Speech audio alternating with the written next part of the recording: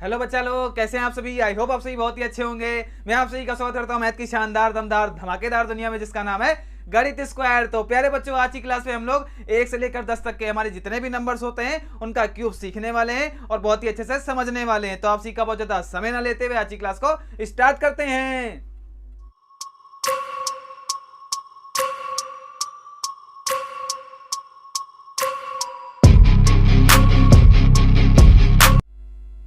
Cubes of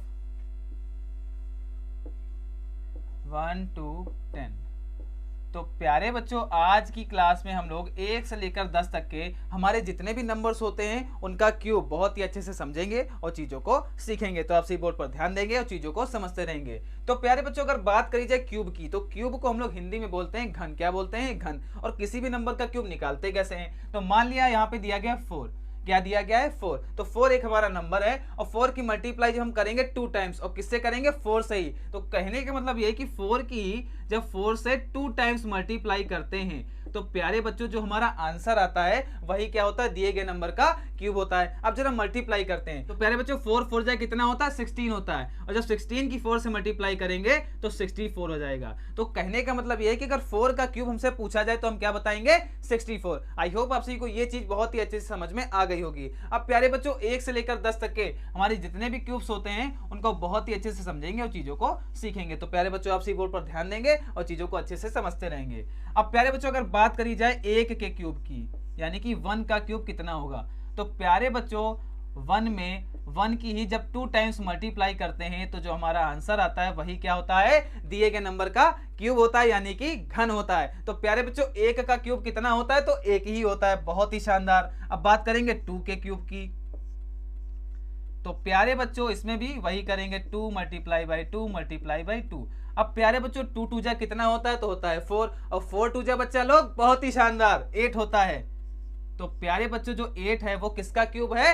2 का cube है। अब प्यारे बच्चों बात करेंगे 3 के क्यूब की, 3 मल्टीप्लाई बाई 3 मल्टीप्लाई बाई 3। अब प्यारे बच्चों 3 3 जा कितना होता है? तो होता है हमारा 9, और जब 9 की 3 से मल्टीप्लाई करेंगे तो 27।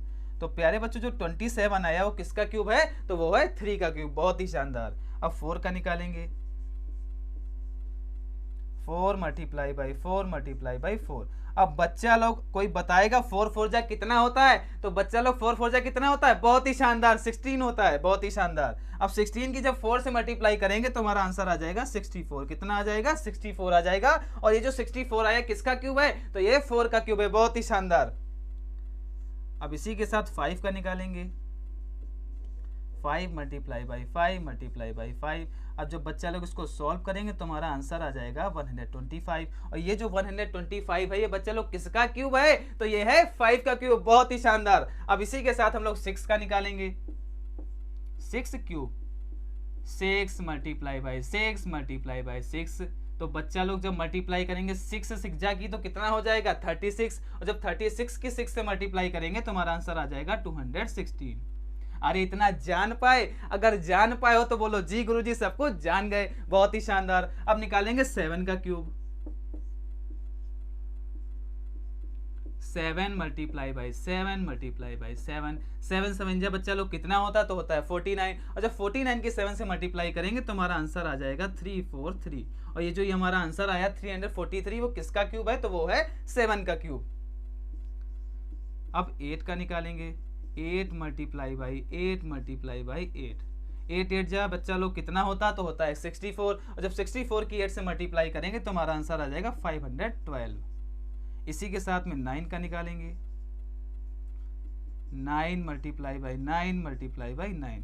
और बच्चा लोग 9 9 जा कितना होता? तो होता है 81। और जब 81 की 9 से मल्टीप्लाई करेंगे तो बच्चा लोग हमारा आंसर आ जाएगा 729। और बच्चा लोग जो 729 है वो किसका क्यूब है? तो वो है 9 का क्यूब। बहुत ही शानदार।